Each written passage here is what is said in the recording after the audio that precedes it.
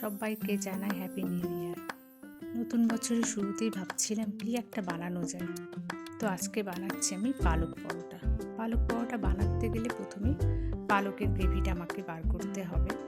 যেরকমভাবে আমরা পালক পনির বানাই, পালক শাককে গরম জলে একটু ভিজিয়ে রাখার পরে সেটা মিক্সার গ্রাইন্ডারে দেওয়ার পর যে গ্রেভিটা আসে সেটা দিয়ে যেমন আমরা পালক পনির বানাই, সেই গ্রেভিটা আমরা তৈরি করে নিয়েছি এবং নর্মাল আটার সাথে মেখে নিলাম। আটার সাথে মাখার সময় যখন আমি আটার সাথে মাখলাম তখন আমি দিয়েছি জিরে, জোয়ান, একটু তেল, আর অবশ্যই গরম জলে এটা মাখবেন।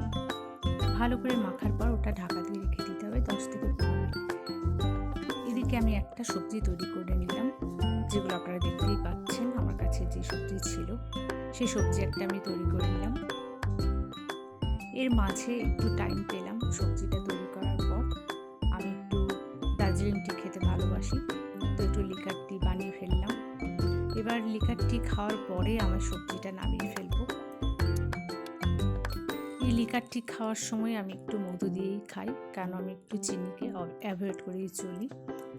এরপর শুরু হবে আমার যে আটা মাখা রাখা আছে 10 থেকে 15 মিনিট ঢাকা দিয়ে, সেটা আমি বেলে নিয়ে আস্তে আস্তে পরোটা করে ফেলবো।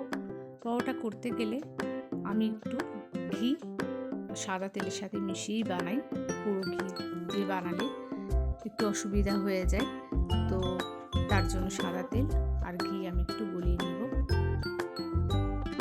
এবার আমি একটা একটা করে পরোটা বেলে নিচ্ছি এবং তাওয়ার মধ্যে হালকা করে যেরকমভাবে আমরা বাড়িতে রুটি বা পরোটা বানাই সেরকমভাবেই বানাবো।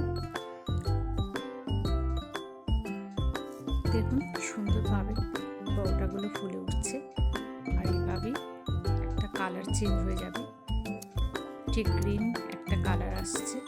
যেমন নর্মাল পরোটা হয় তার থেকে কালারটা একটু ডিফারেন্ট তো আসবেই, যেহেতু পালকের পিউরিটা আছে এর মধ্যে।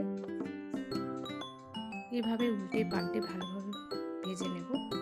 আর দেখুন কি সুন্দরভাবে ফুলছে। আমি যদি একটা একটা করে করি তাহলে ফোলাটা আরও ভালোভাবে বুঝতে পারবেন, কিন্তু আমি দুটো দুটো করেই বানাই। তো দেখুন কি সুন্দরভাবে পরোটাগুলো হচ্ছে। আমরা শীতকালে বিভিন্ন ধরনের পরোটাই খাই, আমাদের বাড়িতে একটু পরোটার চলনটাই বেশি। মূলো পরোটা বানাই, মেথি পরোটা বানাই, তারপর গোবি পরোটা বানাই। তো আপনারাও জানাবেন আপনারা বাড়িতে কী কী পরোটা বানাচ্ছেন।